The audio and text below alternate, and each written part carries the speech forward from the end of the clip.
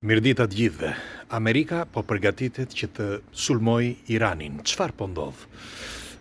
Njëkohësisht edhe ministri i jashtëm rus ka deklaruar publikisht që nëse do preket Irani, do keni probleme të mëdha. Pra, i thot Amerikës, kjo është një deklaratë e fortë që është bërë dje, e di që për disa ndoshta këto duken si lojra, por situata është tepër komplekse, sepse Lavrov ka thënë që po në një farë mënyre po e ndihmojnë edhe vendet të tjera Iranin.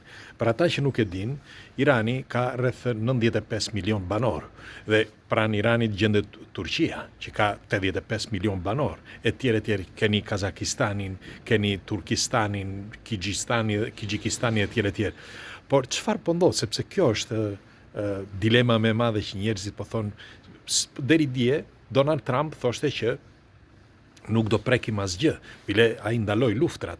Atëre pse po mendohet të sulmoj Iranin?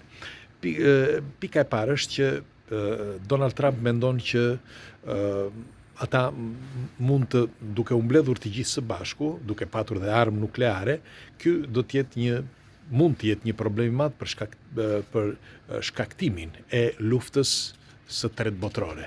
Dhe për ata që nuk e din, Irani ka disa raketa, bomba të mëdha bërthamore, dhe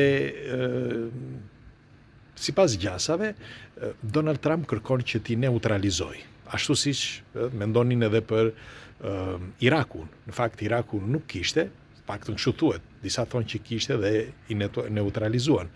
Ç'është e vërteta, në kohën e Irakut, ashtu siç edhe Shqipëria, ushtria ishte e fortë. Po ashtu edhe Gheddafi me Libanin kishin armatime të rënda.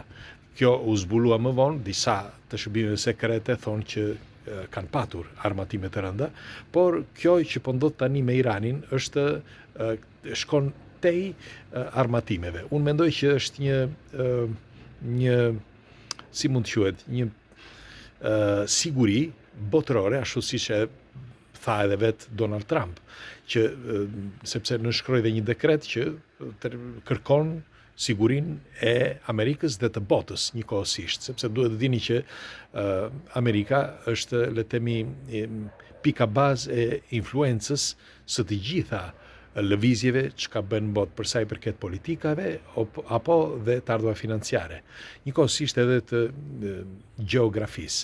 Dhe kjo është një lëvizje gjeopolitike tepër e rëndësishme për ata që nuk e kanë kuptuar, tepër e rëndësishme për Amerikën. Po flas sepse në qoftë se nënshtrohet Irani, Sirin e morën, Irakun e morën, nënshtrohet dhe Irani, pastaj do shkojnë nga Kazakistani, Kurdistani, nga ato vendet andej. Kurdistani, le të themi që është nën kontrollin e Turqisë, por pikësyimi është, meqense Turqia është pjesë e Rusisë, pra me këtë rendin e ri botëror që është formuar në vitin 2024, atëre Amerika kërkon që të neutralizojë zonat përreth.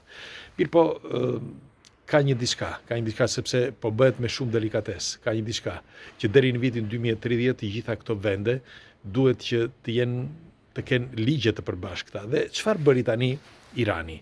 Irani nxori ligje të tjera për gratë, nëse e lexuat, dje doli ligji i ri që gratë dhe fëmijët që ti mund t'i rash, ke të drejtë që t'i rash, të bësh çfarë të duash, vetëm që mos u thyesh kockat, mos u thyesh brinjët, dhe mos i thyesh gjymtyrët, sepse është e vërtet, me një fjalë kështu shprehen iranianët, me një fjalë ti mund të bësh ç'të duash me gratë dhe fëmijët, mjaft që mos i thyesh brinjët, mos i thyesh kockat në përgjithësi, dhe ti ke të drejtë, me një fjalë ligjërisht, që ti dëmtosh, pra të ngrësh duart mbi ta. Ju çfarë mendoni? Kanë të drejtë sipas jush që të rrajnë fëmijët dhe gratë? Ato gra që janë nëna, ato gra që janë vajzat e tyre, nënat e tyre, ato gra i kanë pjell këta që kanë bërë ligjin, apo jo? Këta që e bën ligjin i pollën pikërisht ato gra. Por po tu prekësh nënat atyre të thuash që të prek nënën tënde, të vrasin. Apo jo? Atëre nuk ka sens kjo, më falni. Nuk ka sens që ti thua që nëna ime është gjithçka dhe pastaj nga ana tjetër bën një ligj kundër nënës tënde, sepse sot apo nesër do të bie mbi ty, do të bie mbi vajzën tënde, mbi fëmijët e tu, mbi gjenerata, sepse kur bën ligjin bie mbi të gjithë. Dhe ju çfarë mendimi keni? Unë them që kjo nuk është vetëm një luftë gjeopolitike, por është edhe një luftë si mund të quhet, shoqërore, të rregullave shoqërore, në fakt edhe të këtyre ligjeve të vendeve të lindjes. Për shembull, në nështrimin e grave, në nështrimin e fëmijëve dhe si mund të quhet, dominimi për pushtet i disa familjeve, sepse ç'është e vërteta, disa gazeta shkruajnë që dominimi i disa zonave, në këto zona, për shembull si edhe në Turqi, si thoshte edhe një sekretar i shtetit amerikan që thoshte që në vendet e lindjes vendosin vetëm disa familje. Për shembull, në Turqi Erdogani ka vite që është i paprekshëm tani si ministri i parë dhe kjo ndodh edhe në vendet e tjera, në Iran, në Irak, deri para ca kohësh, që ishte Sadami e tjerë. Pra, kjo është një luftë për mendimin tim për heqjen e sovranitetit të shumë shteteve të lindjes, sepse janë të rrënjosur me familje, me lidhje miqësore, shoqërore dhe politike shumë të thella që vinë që nga kohët e lashta. Por nëse do flasim për këtë, atëre i bie që në të gjithë botën është kështu. Po t'i vini re, siç e kemi thënë, në të gjitha politikat vendosin të njëjtët. Ndonse ata ndryshojnë ngjyrat e politikave, ndryshojnë mënyrën e të folurit, janë të gjithë të njëjtë, me një fjalë, si mund të quhet, janë të lidhur mes njëri tjetrit dhe janë pothuajse ata. Ata janë gjithmonë aty. Pra janë kushërinjtë e tyre, shokët, miqt e tjerë dhe vetëm ndryshojnë politikën, ndryshojnë ngjyrën e politikës.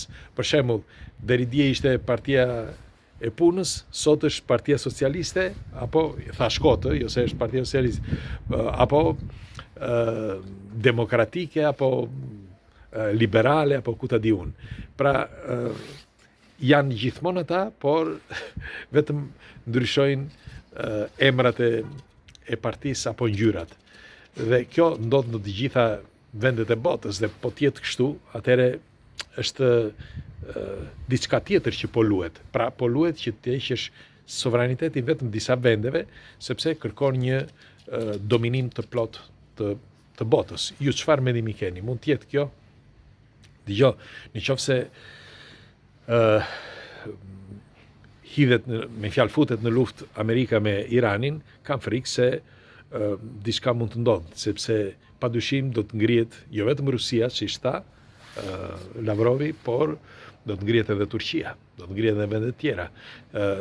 Dikush ndoshta është i gëzuar për këtë, por duhet dini që nëse ngrihen këto vende, kam frikë për një luftë të madhe. Jo luftë e tretë, por luftë të madhe. Dhe ky është një moment vërtet delikat, kështu që shpresojmë që brenda kësaj jave Amerika ta qetësojë këtë lëvizje të saj, sepse mendohet që brenda fundjavës mund të sulmoj Iranin. Ju çfarë mendimi keni? Pres komentet tuaja ditë mbar.